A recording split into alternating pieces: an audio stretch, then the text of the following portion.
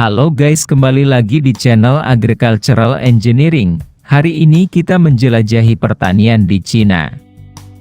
Cina saat ini merupakan negara dengan jumlah penduduk terbesar di dunia.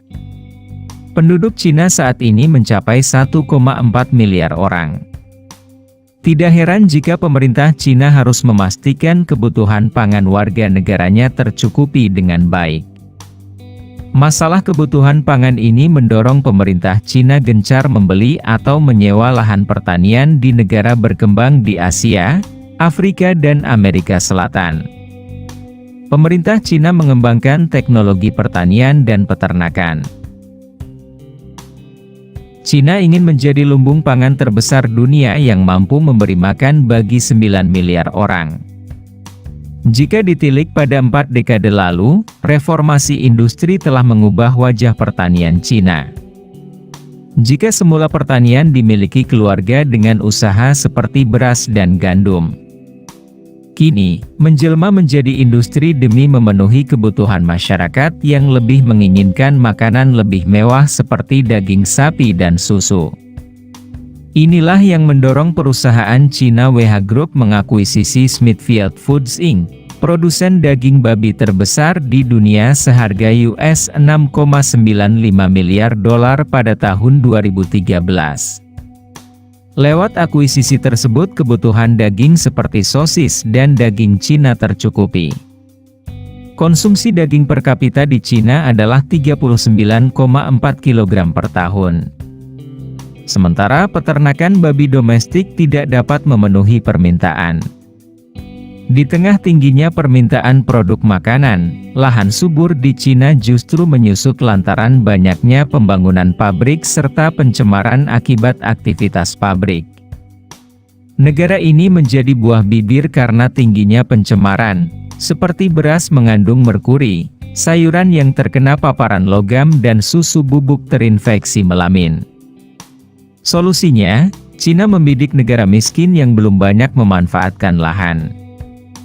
Sebab rata-rata luas lahan pertanian yang digarap petani Cina kurang dari 1 hektar.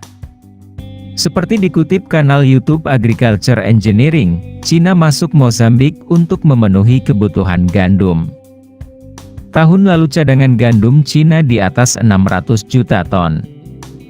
Selain itu, Cina menyewa dan membeli lahan di sejumlah negara yang dinilai memiliki pertanian berbasis teknologi seperti di Amerika Serikat yakni di Missouri, lalu Brasil, Kamboja, dan Australia. Revolusi hijau juga merambah rumah tangga. Pemerintah menyerukan agar tanah pekarangan rumah dimanfaatkan untuk ditanam kebutuhan dapur. Reformasi. Cina juga mereformasi sektor pertaniannya dengan 4 pendekatan yakni kontrol pasar, efisiensi pertanian, pembatasan lahan yang berpotensi merugikan dan impor. Selain mengimbanginya dengan teknologi untuk menjaga kualitas produk. Negara tembok besar menghabiskan miliaran dolar untuk investasi di sistem pengairan, benih, penggunaan robot, pengembangan peternakan dan perbaikan atas kerusakan akibat polusi. Penggunaan pesawat tak berawak untuk menyemprotkan pupuk dan bahan kimia serta menangkal hama dan penyakit tanaman, lazim dipilih petani saat ini. Selain juga penggunaan teknologi bergerak untuk penanganan kebutuhan air, pemberian dosis pestisida yang terpantau lewat komputer. Cina pun bermitra dengan banyak negara seperti Selandia Baru dan Australia untuk memproduksi keju, susu dan salmon asap. Lalu dengan perusahaan Jepang memproduksi mie bebas minyak nabati. Cina disebut memiliki teknologi mie instan paling maju di dunia saat ini. Itulah video singkat Agricultural Engineering tayangkan buat pemirsa. Jika menurut Anda konten ini menarik silahkan share, like, comment and subscribe guys. Terima kasih.